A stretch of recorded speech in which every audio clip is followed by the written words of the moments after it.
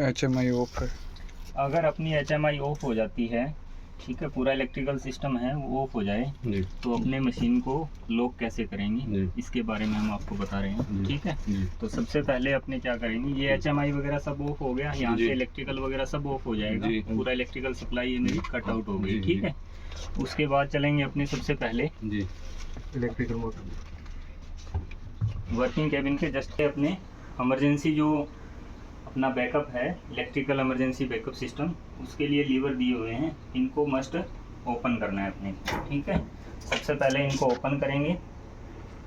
ठीक है जी। उसके बाद अपने इलेक्ट्रिकल जो सिस्टम दिया हुआ है अपना वो स्टार्ट करेंगे। जैसे ही इलेक्ट्रिकल अपने स्टार्ट करेंगे, स्टार्ट करने के बाद इसके अंदर इंडिकेशन है, जो प्रेशर का इंडिकेशन है वो बिल्कुल जीरो रहेगा। ठीक है जी, बिल्कुल जीरो रहेगा और ये ऑन रहेगा जी। ठीक है, अब अपनों ने इलेक्ट्रिकल ऑन कर दिया है। उसके बाद सबसे पहले अपने जो वाल्व दिया हुआ है वर्किंग सिस्टम का, ये वाला वाल्व है, नीचे रेड कलर की जो प्लेट लगी हुई है इस पे लिखा हुआ है वर्किंग सिस्टम। इस वाल्व को क्या करेंगे, प्रेस करेंगे और लॉक कर दिया जाएगा। खींच के देखेंगे तो ये वापस बाहर नहीं निकलेगा। ठीक है, इसको अपने क्या कर देंगे, अंदर पुश करके और लॉक कर देंगे। वाल्व है वो रहेगा अपना ये वाला। ठीक है, ये जो अपनी लिफ्टिंग यूनिट राइट और लेफ़्ट का जो सर्वो वाल्व है, इसके जस्ट पास में लिखा हुआ है क्लैंपिंग सिस्टम। ये क्लैंपिंग सिस्टम का जो वाल्व है इसको भी क्या करेंगे, प्रेस करके और लॉक कर देंगे इसको। ठीक है, बाहर खींच के देखेंगे तो अपने को वापस ये बाहर की तरफ नहीं आएगा। ठीक है, अब अपना क्या रहेगा कि जैसे ही ये दोनों प्रेस होंगे, प्रेस होने के बाद अपना इलेक्ट्रिकल जो सिस्टम है उसके अंदर प्रेशर की वैल्यू शो होनी स्टार्ट हो जाएगी। ठीक है, 125 से 30 बार के आसपास चली जाएगी उसमें प्रेशर की वैल्यू। ठीक है, जैसे ही अपने वाल्व प्रेस करेंगे, प्रेस करने के बाद अपना प्रेशर है जो वर्किंग प्रेशर है वो स्टार्ट हो जाएगा।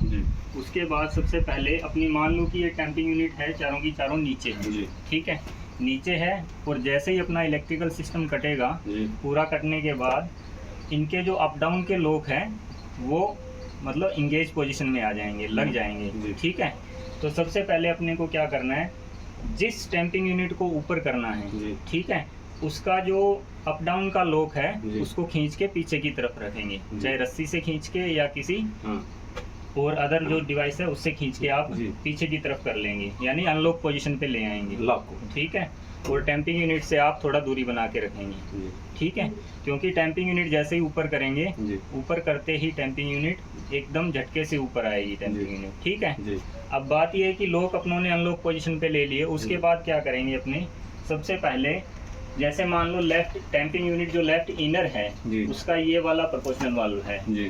ठीक है, तो इस प्रोपोर्शनल वाल्व को यहाँ से प्रेस करेंगे। ठीक है, अगर इसको धीरे धीरे प्रेस करेंगे, ठीक है, तो धीरे धीरे टैंपिंग यूनिट है वो ऊपर आएगी। ठीक है, अगर एकदम से प्रेस करके छोड़ दिया, प्रेस करके रखेंगे इसको, तो एकदम झटके से टैंपिंग यूनिट ऊपर आएगी। ठीक है, वैसे ही राइट इनर को अगर करना है तो सबसे पहले राइट इनर का लॉक है वो अनलॉक पोजीशन पे लेके आएंगे और इसको दबाएंगे यहाँ से। ठीक है, जैसे इसको दबाएंगे तो टैंपिंग यूनिट अपनी ऊपर आ जाएगी। लॉकिंग पोजीशन पे आते ही लॉक को छोड़ देंगे तो टैंपिंग यूनिट है वो अप डाउन का लॉक है उसका लग जाएगा। ठीक है, तो लेफ्ट इनर और राइट इनर दोनों इस साइड से हो जाएगी। इसी तरीके से रिस्पेक्टिव वाल्व हैं राइट आउटर और लेफ्ट आउटर के, वो हैं जस्ट अपोजिट साइड में वर्किंग केबिन के पास में ऊपर।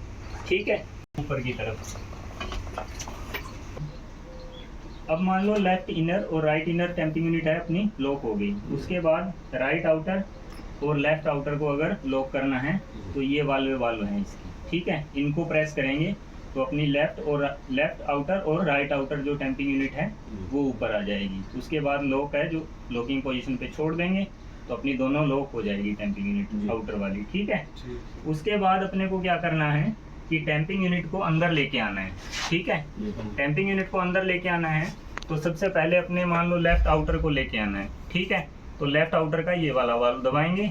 ठीक है, लेफ्ट इनर के लिए ये दबाएंगे, राइट इनर के लिए ये दबाएंगे और राइट आउटर के लिए ये वाला वाल्व दबाएंगे। ठीक है, तो इन वाल्व से अपने जैसे ही दबाएंगे तो आपको साथ में मूवमेंट भी देखना है कि अंदर आ रही है या बाहर जा रही है। ठीक है, तो सबसे पहले जैसे इनर वाली है उन दोनों को अंदर ले आएंगे टैंपिंग यूनिट को, उसके बाद आउटर वाली है उन दोनों को अंदर ले आएंगे। ठीक है, अंदर लेके आउटर वाली जब अंदर लेके आएंगे उससे पहले जो आउटर टैंपिंग यूनिट दोनों हैं उनके दोनों साइड में लॉक हैं। ठीक है, जो यूनिट को बाहर नहीं जाने देते। ठीक है, उन लॉक को भी क्या करेंगे, अनलॉक पोजीशन में खींच के रखेंगे। ठीक है, वो जो लॉक लगे हुए हैं वो यहाँ लगे हुए हैं। ऑटोमेटिक ग्रीस के नीचे, ऑटोमेटिक जो ग्रीसिंग वाला सिस्टम है उसके नीचे लगे हुए हैं। ठीक है, एक इस साइड में है और दूसरा है इस साइड में।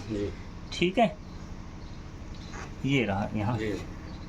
ठीक है जी, तो इन लोग को खींच के रखेंगे और जैसे ही आउटर वाली टैंपिंग यूनिट अंदर आ जाएगी उन लोग को लॉकिंग पोजीशन पे छोड़ देंगे। जैसे ही लॉकिंग पोजीशन पे छोड़ेंगे तो अपनी पूरी टैंपिंग यूनिट है वो लॉक हो जाएगी। ठीक है, अब बात आई अपनी कि गाइड पोस्ट अगर बाहर रह जाए तो गाइड पोस्ट के लिए अपने पास ये दोनों वाल्व हैं। ठीक है, इन दोनों वाल्व को स्क्रू ड्राइवर से प्रेस करेंगे तो अपनी गाइड पोस्ट है वो अंदर आ जाएगी, लेफ्ट वाली के लिए। ठीक है, और राइट वाली के लिए। ठीक है, तो इनके लिए क्या करना पड़ेगा, अगर अपने को लेफ्ट वाली अंदर लेके आनी है, ठीक है, तो ऊपर की साइड ये वाले लॉक लगे हुए हैं, इनको उठा के रखना पड़ेगा पहले। ठीक है, नहीं तो ये लॉक के अंदर पहले फंस जाएगी। ठीक है, इन दोनों को उठा के लेफ्ट वाली अंदर ले आएंगे। ठीक है, इसी तरीके से अगर राइट वाली अंदर लेके आनी है तो इसके लेफ्ट साइड में लॉक लगे हुए हैं। ठीक है, तो इन दोनों लॉक को क्या करेंगे, ऊपर की तरफ खींच के रखेंगे और गाइड पोस्ट को अंदर ले आएंगे। जैसे ही दोनों साइड की गाइड पोस्ट अंदर आ जाए उस टाइम अपने इन लॉक को क्या कर देंगे, छोड़ देंगे। ठीक है, तो अपनी पूरी टैंपिंग यूनिट है वो